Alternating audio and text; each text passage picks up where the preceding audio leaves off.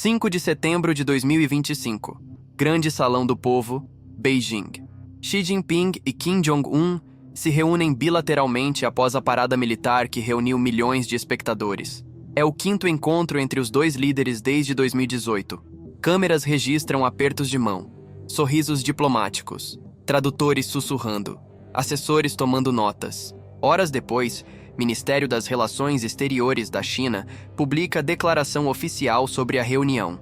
847 palavras, descrevendo trocas profundas sobre questões regionais e internacionais de interesse comum. Compromisso de fortalecer cooperação estratégica. Aprofundamento de laços bilaterais. Defesa da soberania e segurança de ambos países. Diplomatas ao redor do mundo leem a declaração palavra por palavra. Procuram pistas sobre mudanças na política chinesa. Analistas comparam com declarações de reuniões anteriores. E então percebem algo extraordinário. Uma frase que sempre apareceu está ausente. Desnuclearização da Península Coreana. Essa expressão específica, que apareceu em todas as 4 reuniões anteriores entre Xi e Kim desde 2018, simplesmente desapareceu. Não foi esquecimento. Não foi erro de tradução. Foi omissão deliberada. E representa mudança sísmica na política chinesa que vai redefinir equilíbrio de poder no leste asiático pelos próximos 30 anos. Antes de mergulharmos no que realmente mudou e por que isso importa, se você quer entender as implicações dessa mudança para o Brasil, para a América Latina e para o futuro da não proliferação nuclear, não esqueça de clicar no botão de inscrever-se e ativar as notificações. Porque o que estamos prestes a revelar vai mudar completamente sua visão sobre a Coreia do Norte e o arsenal nuclear mais perigoso do planeta. E deixe um comentário nos dizendo: a China fez a escolha certa ou acabou de tornar o mundo muito mais perigoso? Vamos começar pelo contexto histórico, porque é essencial entender a posição chinesa sobre armas nucleares norte-coreanas nos últimos 30 anos. A Coreia do Norte iniciou o programa nuclear na década de 1950 com a ajuda da União Soviética. Reator de pesquisa em Yongbyon começou a operar em 1965. Durante Guerra Fria, era programa relativamente pequeno, focado em pesquisa. Kim Il-sung, fundador da dinastia, queria bomba nuclear, mas nunca conseguiu desenvolver. A situação mudou dramaticamente na década de 1990. União Soviética colapsou em 1991. Subsídios soviéticos que sustentavam a economia norte-coreana evaporaram. Coreia do Norte entrou em crise econômica devastadora. Fome matou entre 600 mil e 3 milhões de pessoas entre 1994 e 1998. Kim Jong-il, filho de Kim Il-sung, assumiu o poder em meio ao caos. E Kim Jong-il fez cálculo estratégico. Armas nucleares são seguro de sobrevivência. Regime que possui bombas atômicas não pode ser derrubado por intervenção externa. Saddam Hussein não tinha armas nucleares. Foi invadido. Muammar Gaddafi desistiu de armas nucleares em 2003. Foi derrubado em 2011. Lição aprendida: nunca desista de armas nucleares. Coreia do Norte acelerou o programa. Primeiro teste nuclear em outubro de 2006. Explosão subterrânea de menos de 1 quiloton. Pequeno, mas funcional. Mundo respondeu com sanções. Conselho de Segurança da ONU aprovou Resolução 1718, impondo embargo de armas, restrições financeiras, proibição de materiais de luxo. E aqui está o ponto crucial. China votou a favor das sanções. Beijing apoiou punição internacional contra Pyongyang. Por quê? Porque China sempre manteve posição oficial de que Península Coreana deve ser desnuclearizada, que proliferação nuclear é inaceitável, que Coreia do Norte deve abandonar armas nucleares em troca de garantias de segurança e desenvolvimento econômico. Durante 18 anos, de 2006 a 2024, China manteve essa posição publicamente. 6 testes nucleares norte-coreanos. 6 rodadas de sanções da ONU. China sempre votou a favor. Sempre aplicou sanções, ainda que seletivamente. Sempre pressionou Pyongyang a retornar a negociações de desnuclearização. Conversas das 6 partes entre 2003 e 2009 envolveram Coreia do Norte, Coreia do Sul, Estados Unidos, China, Rússia e Japão. Objetivo: desnuclearização em troca de normalização de relações e assistência econômica. China foi anfitriã e mediadora. 5 rodadas de negociações em Beijing. Nenhuma levou a resultado permanente, mas China se posicionou como facilitadora pacífica. Kim Jong-un assumiu o poder em dezembro de 2011, após morte do pai. Tinha 27 anos. O Ocidente esperava que jovem líder, educado na Suíça, pudesse ser mais pragmático. A esperança durou exatamente 15 meses. Em fevereiro de 2013, Coreia do Norte conduziu o terceiro teste nuclear. Bomba de 6 a 7 quilotons, significativamente mais poderosa que testes anteriores. China ficou furiosa publicamente. Ministério das Relações Exteriores emitiu declaração forte condenando o teste. Global Times, jornal nacionalista chinês controlado pelo Partido Comunista, publicou editorial dizendo que Coreia do Norte estava jogando fora boa vontade chinesa. China apoiou Resolução 2094 da ONU, com sanções ainda mais severas. Relação sino-norte-coreana atingiu o ponto mais baixo em décadas. Xi Jinping, que assumiu liderança chinesa em 2012, não convidou Kim Jong-un para a visita de Estado. Durante 5 anos, de 2013 a 2018, os dois líderes não se encontraram uma única vez. Para contexto, Kim Il-sung visitou China dezenas de vezes. Kim Jong-il visitou 7 vezes. Kim Jong-un, 0 visitas em 5 anos. Era isolamento deliberado. China estava enviando mensagem. Comportamento nuclear tem consequências. E Kim retrucou. Em 2017, assassinato de Kim Jong-nam, meio-irmão mais velho de Kim Jong-un, em aeroporto de Kuala Lumpur, Malásia. Jong-nam era protegido informal de Beijing. Vivia entre Macau e China. Inteligência chinesa o via como possível substituto se regime de Jong-un colapsasse. Assassinato com agente nervoso VX em terminal de aeroporto internacional foi mensagem brutal. Kim Jong-un não tolera a interferência chinesa em sucessão norte-coreana. Não se importa se isso irrita Beijing. China respondeu cortando importações de carvão norte-coreano em fevereiro de 2017. Carvão era a principal exportação da Coreia do Norte para a China, gerando cerca de uns 1 bilhão mais anualmente. Corte foi golpe econômico severo. Coreia do Norte respondeu com mais testes.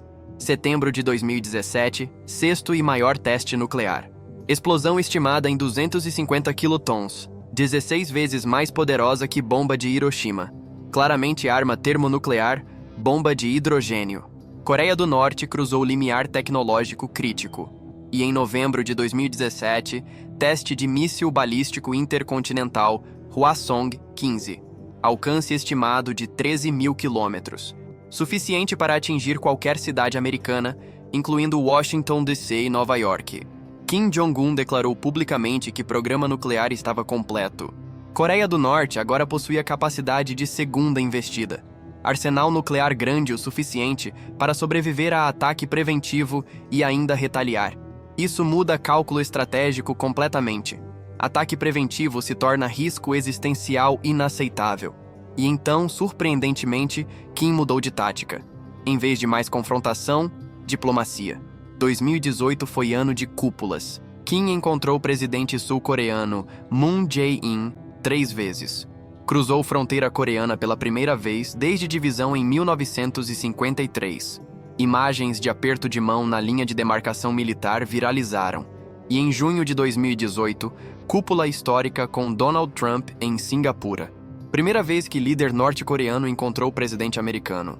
Declaração conjunta vaga sobre desnuclearização em troca de garantias de segurança. Nenhum detalhe específico, nenhum cronograma, mas simbolicamente poderoso. Xi Jinping observou tudo isso e recalculou. Se Kim está negociando com Washington e Seul diretamente, Beijing precisa recuperar influência. Em março de 2018, Xi convidou Kim para visita surpresa a Beijing. Foi o primeiro encontro dos dois em 5 anos. Entre março de 2018 e junho de 2019, Xi e Kim se encontraram 4 vezes. 2 vezes em Beijing, uma em Dalian, uma em Pyongyang. Relacionamento foi restaurado rapidamente. E em todas as 4 reuniões, declarações oficiais chinesas mencionaram explicitamente compromisso com desnuclearização da Península Coreana. Junho de 2019, última reunião desse período, Xi visitou Pyongyang. Primeira visita de líder chinês à Coreia do Norte em 14 anos. Declaração conjunta disse textualmente: ambos lados concordam em trabalhar juntos para avançar processo de desnuclearização e estabelecer mecanismo de paz permanente na Península Coreana. Essa era a posição oficial chinesa. Apoio à Coreia do Norte como aliado e parceiro, mas insistência em desnuclearização eventual como objetivo. E então veio o Covid-19. Coreia do Norte fechou fronteiras completamente em janeiro de 2020. Nem chineses, nem russos, nem ninguém entrava. Durante 3 anos, de 2020 a 2023, Coreia do Norte foi o país mais isolado do planeta. Kim não deixou o território norte-coreano uma única vez. Economia norte-coreana colapsou novamente. Comércio com China caiu 80%. Fronteira fechada significava 0 importações de alimentos, fertilizantes, combustível. Kim admitiu publicamente que situação era tensa. População sofreu escassez severa. Mas Kim também usou isolamento para consolidar controle. Sem influência externa, sem visitantes, controle total da narrativa interna. E continuou desenvolvendo armas. 2022 foi ano recorde. 90 lançamentos de mísseis. Coreia do Norte testou mísseis balísticos, mísseis de cruzeiro, mísseis hipersônicos. Demonstrou capacidade tecnológica impressionante apesar de sanções. E então veio a invasão russa da Ucrânia em fevereiro de 2022. Putin se tornou pária ocidental. Sanções massivas, isolamento diplomático. E Putin precisava de algo que Kim tinha. Milhões de projéteis de artilharia de calibre soviético estocados desde Guerra Fria. Kim viu oportunidade. A aproximação com Moscou oferecia várias vantagens. Primeiro, dinheiro. Rússia pagaria por munições. Segundo, tecnologia. Rússia poderia fornecer tecnologia de satélites, mísseis mais avançados, possivelmente até reatores nucleares. Terceiro, legitimidade. Parceria com potência nuclear permanente do Conselho de Segurança da ONU elevaria status de Pyongyang. Setembro de 2023, Kim viajou para a Rússia pela primeira vez em 4 anos. Encontrou Putin no cosmodromo Vostochny, no extremo oriente russo. Conversaram sobre cooperação militar e tecnológica. Acordo foi selado. Munições norte-coreanas para a guerra na Ucrânia em troca de tecnologia russa e apoio político. E Kim começou a entregar. Inteligência ocidental estima que Coreia do Norte enviou 2 a 3 milhões de projéteis de artilharia para a Rússia entre final de 2023 e final de 2025. Também mísseis balísticos de curto alcance. E em novembro de 2024, algo sem precedentes, 10 mil soldados norte-coreanos foram enviados para a região de Kursk para defender território russo contra a incursão ucraniana. Pela primeira vez desde a Guerra da Coreia, há 74 anos, tropas norte-coreanas lutavam em solo estrangeiro. E não eram mercenários, eram soldados regulares do Exército Popular Coreano, enviados oficialmente por Kim Jong-un. China observou tudo isso com crescente desconforto. A aproximação Pyongyang-Moscou era problemática por várias razões. Primeiro, tirava a alavancagem chinesa sobre Kim. Se Kim podia obter tecnologia e apoio da Rússia, dependia menos de Beijing. Segundo, complicava relações da China com a Europa. Beijing tentava manter neutralidade cuidadosa sobre a Ucrânia. Aliado próximo fornecendo armas à Rússia minava essa narrativa. Mas China também via oportunidade. Se Coreia do Norte estava se tornando ativo estratégico valioso para a Rússia, também poderia ser ativo para a China. Não militarmente, mas diplomaticamente. Coreia do Norte como parceiro nuclear de facto mudava cálculo no leste asiático. E aqui está onde a lógica chinesa começou a mudar fundamentalmente. Durante 30 anos, China operou sob premissa de que Coreia do Norte nuclear era problema. Criava instabilidade. Justificava a presença militar americana em Coreia do Sul e Japão. Gerava pressão para que esses países desenvolvessem próprias armas nucleares. Era ameaça à segurança chinesa. Mas em 2024 e 2025, estrategistas chineses começaram a ver diferente. E se Coreia do Norte nuclear não fosse problema, mais ativo? E se arsenal nuclear norte-coreano pudesse ser usado como contrapeso contra a influência americana no Pacífico? Deixa eu explicar essa lógica, porque é crucial entender por que China mudou de posição. Estados Unidos mantém 28.500 tropas na Coreia do Sul, 54 mil tropas no Japão. Ambos países têm tratados de defesa mútua com Washington. Ambos hospedam bases militares americanas com capacidade nuclear. Quando porta-aviões americanos navegam próximo a águas chinesas, frequentemente saem de bases japonesas ou sul-coreanas. Para a China, essa presença militar é ameaça existencial.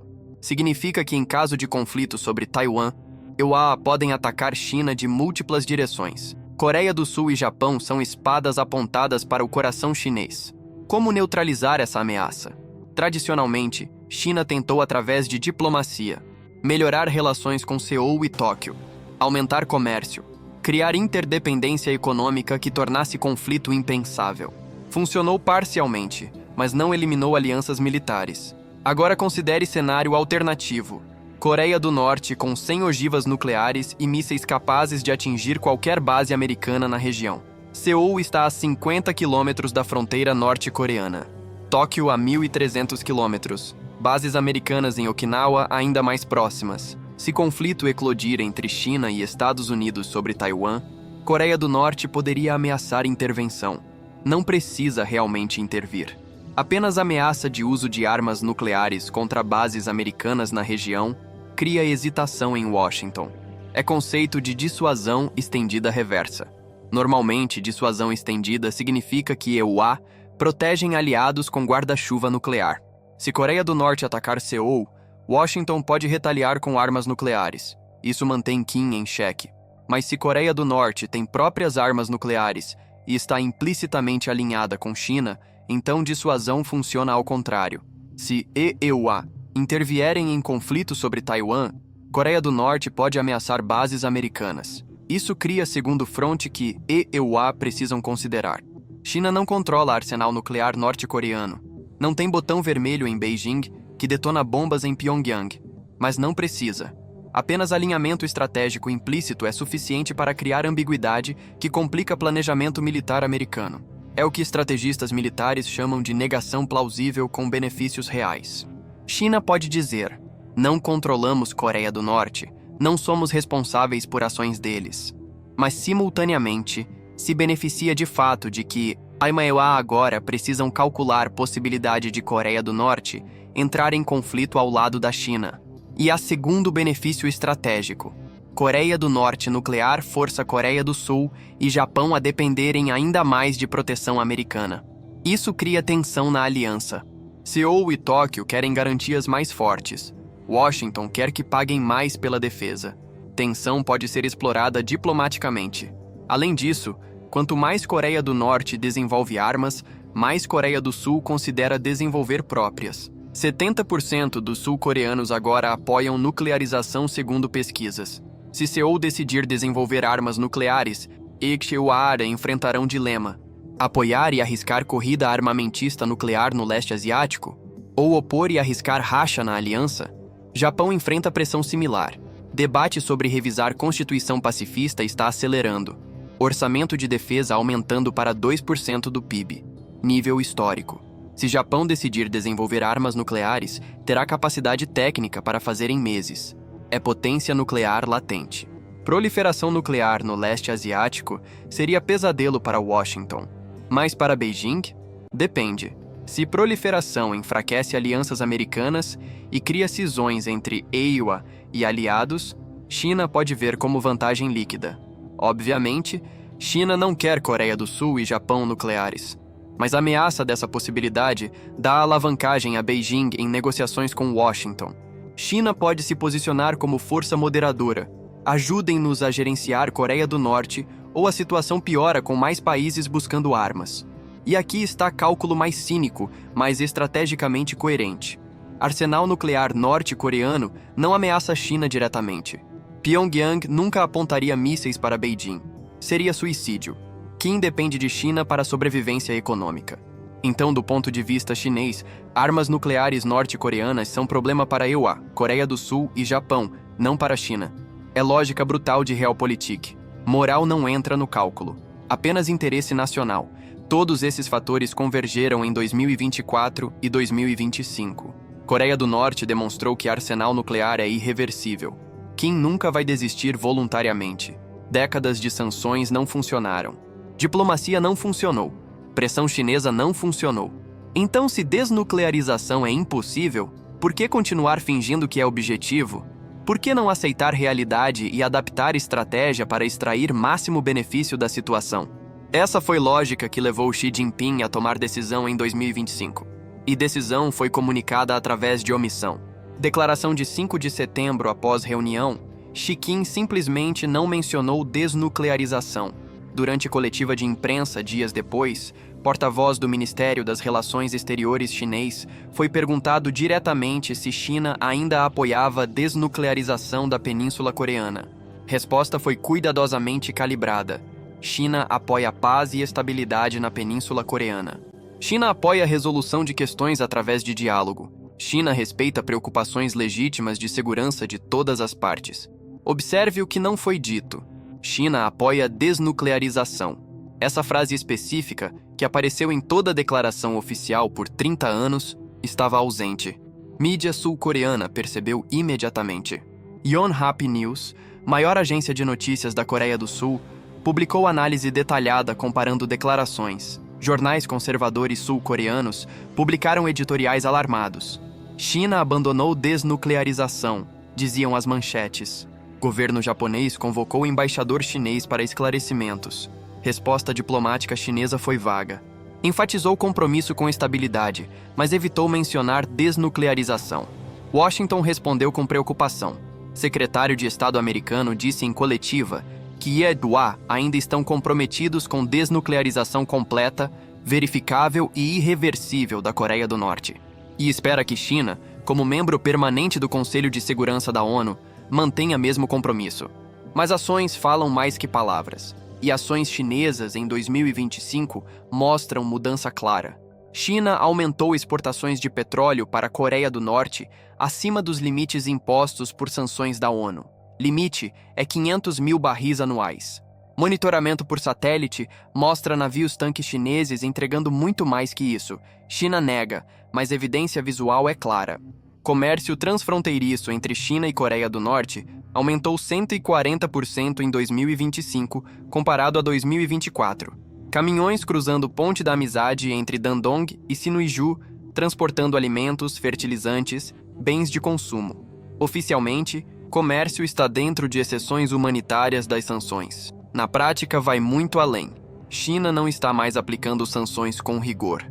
E quando o Conselho de Segurança da ONU tentou aprovar novas sanções em resposta a testes de mísseis norte-coreanos em 2025, China e Rússia vetaram. Primeira vez que China usa veto para proteger Coreia do Norte desde 2006. Mensagem é clara. China mudou de lado. Não está mais do lado da pressão internacional sobre Pyongyang.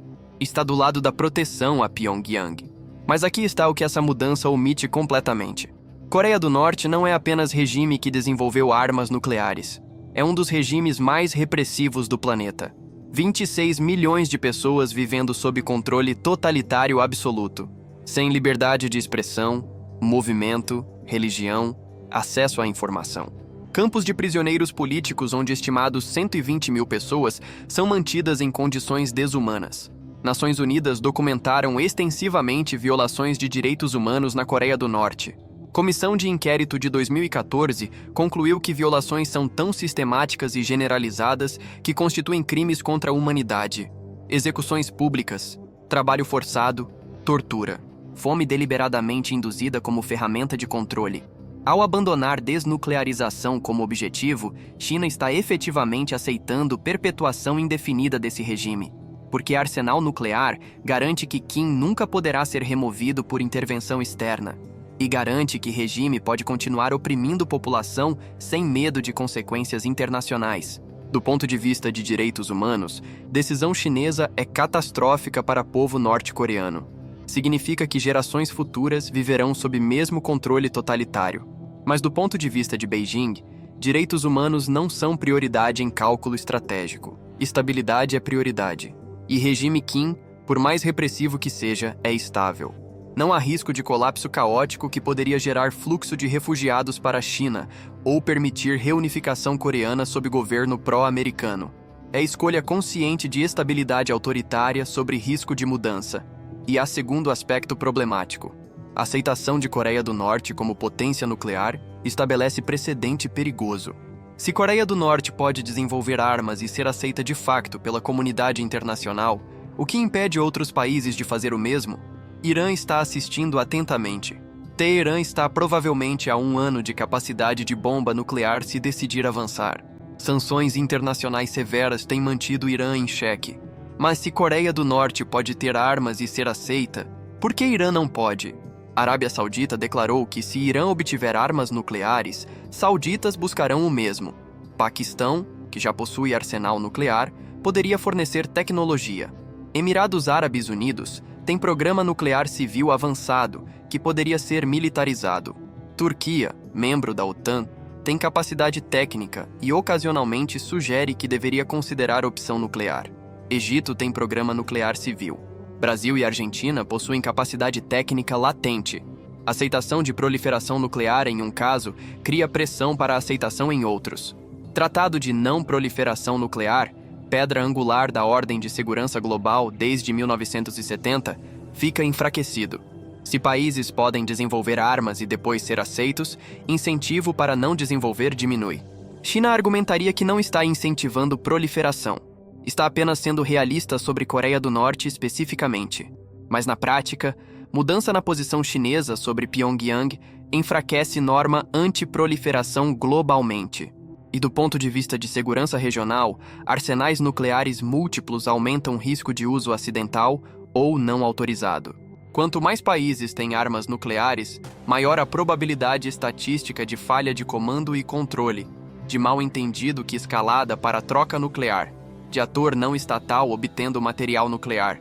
Coreia do Norte não possui sistemas de comando e controle sofisticados que Iran ou Rússia desenvolveram ao longo de décadas. Não há linha direta entre Pyongyang e Washington para comunicação em crise. Não há transparência sobre doutrina nuclear norte-coreana. Kim tem autoridade absoluta sobre o uso de armas. Não há checks and balances. Isso cria risco de uso impulsivo. Se Kim perceber ameaça existencial ao regime, poderia ordenar o uso de armas como último recurso. Não há garantia de racionalidade em crise extrema. Então, quais são as consequências práticas dessa mudança chinesa nos próximos 5 a 10 anos? Primeira consequência: Coreia do Sul vai acelerar consideração de opção nuclear. Debate já está acontecendo. Presidente anterior, Yoon Suk-yeol, mencionou possibilidade publicamente em 2023. Presidente atual Lee Jae-myung, embora mais progressista, enfrenta pressão pública massiva. 70% dos sul-coreanos apoiam desenvolvimento de armas próprias, segundo pesquisas. Se Coreia do Sul decidir avançar, pode ter armas nucleares operacionais em 18 a 24 meses. Tem reatores nucleares, conhecimento técnico, mísseis balísticos. Todos os componentes estão disponíveis. Apenas decisão política falta. Washington se oporia fortemente. EUA forneceram guarda-chuva nuclear a Seul por décadas. Nuclearização sul-coreana minaria, tratado de não proliferação e geraria corrida armamentista regional. Mas se China efetivamente endossa arsenal norte-coreano, argumento americano contra a nuclearização sul-coreana fica mais fraco.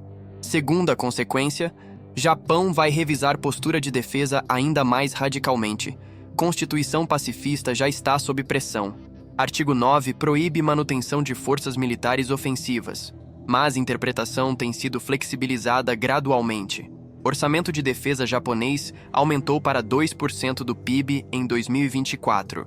Japão está adquirindo mísseis de cruzeiro de longo alcance Tomahawk do Silepeatua. Está desenvolvendo caças de quinta geração.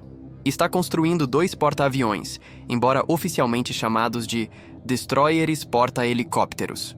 Nuclearização não está na mesa oficialmente, mas Japão tem capacidade técnica para desenvolver armas nucleares rapidamente se decisão política for tomada. Possui plutônio suficiente para centenas de armas. Possui tecnologia de mísseis através de programa espacial. Poderia ter armas operacionais em 6 a 12 meses se decidir. Terceira consequência: Taiwan vai considerar opção nuclear seriamente. Taipei abandonou o programa nuclear na década de 1980 sob pressão americana, mas sempre manteve capacidade técnica latente. Se China demonstra que apoia a proliferação nuclear quando convém estrategicamente, Taiwan poderia argumentar que precisa de dissuasão própria. Nuclearização de Taiwan seria cenário pesadelo para Beijing. tornaria a invasão exponencialmente mais arriscada, mas seria consequência direta de abandono chinês de princípios anti-proliferação.